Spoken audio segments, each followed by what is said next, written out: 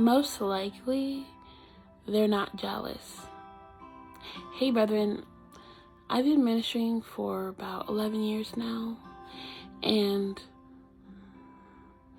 I have talked to several people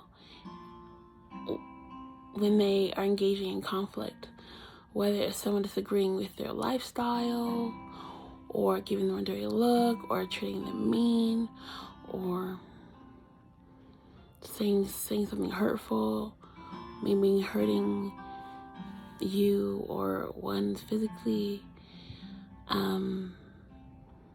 And a lot of people are right there. I believe that some people have this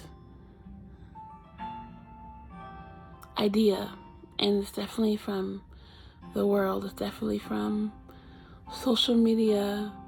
It's a thought that goes around that those people are just jealous, and so you're off the hook from doing any sort of self-reflection or taking any sort of responsibility when you say, oh, they're just jealous, oh, they're just insecure, oh, is this their problem?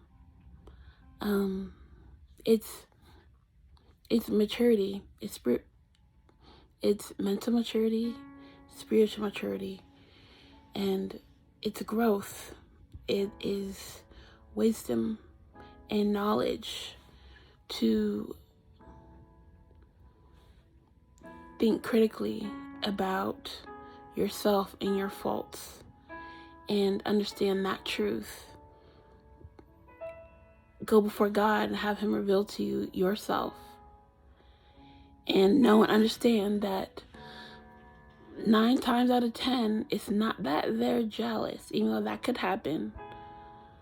It's more that you're at fault at something, and so they reacted, or that you said something, or you did something, or you present yourself in a certain way, or and maybe it's usually both parties at fault. I'm just saying. Like I said, I've spoken to ministered to a lot of people who are Christian, and even people who are not Christian, from different walks of life, and it just listening to them, listening to both sides of a story, 9 times out of 10, it's not someone is jealous for jealous sake. It is both parties doing something wrong, and then one party not realizing that they're saying or doing something hurtful, and another party doesn't know how to set boundaries, and one party doesn't know how to speak up when they feel like something's wrong, and they think someone should read their mind or know common sense.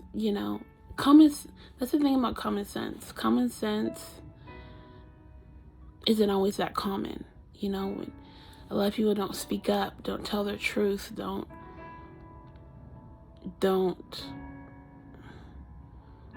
tell someone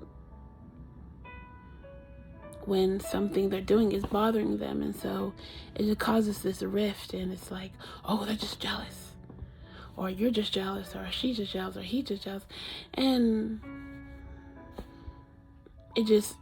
nothing is solved. Relationships are broken, and usually I am the middleman, and I use my discernment or my people skills to rearrange or arrange relationships back together, and I am an unbiased characteristic, an unbiased party, I should say, in the situation, so I can see things that maybe either parties cannot see. Jealousy, people can be jealous and insecure, for sure, but it's usually not the case. But even if it is the case where they are insecure, your insecurities show too. When you say someone is jealous of you in every conflict situation, your insecurity is shown, because you show that you cannot, you're scared or think you're scared or you're afraid to think critically about, or lack the mental capacity to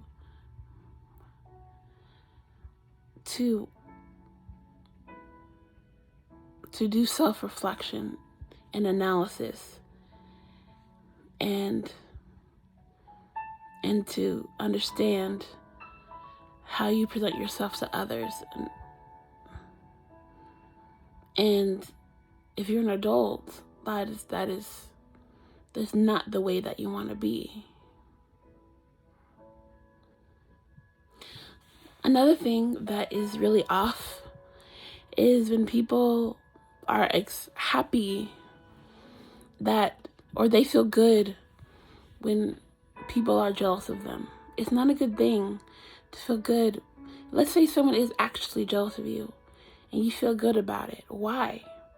Why does it make you feel wonderful that someone feels threatened by your success? Like, why should it make you feel like you're someone when somebody thinks of themselves so low? So they hate you, unfortunately. That happens because they're because they're just immature. That person's immature. But you're also immature if you revelate in it. If you have gladness, because it just shows that you need someone to feel low to make you feel good about yourself. That shows me your insecurity. That shows your lack of empathy and compassion. It shows just a lack of godliness as well. It is not a good thing that someone is jealous of you. It's like, oh, I'm glad I got haters. Like, no.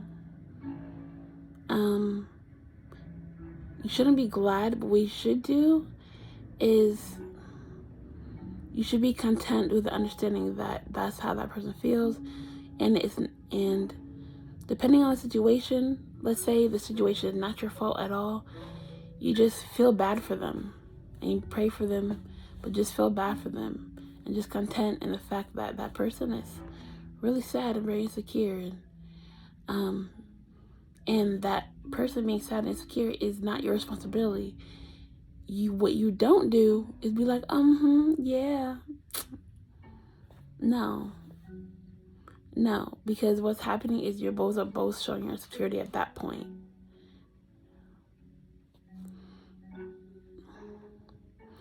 I want Christians and people to engage more in conversation, and I pray that everyone prays for the gift of conflict resolution.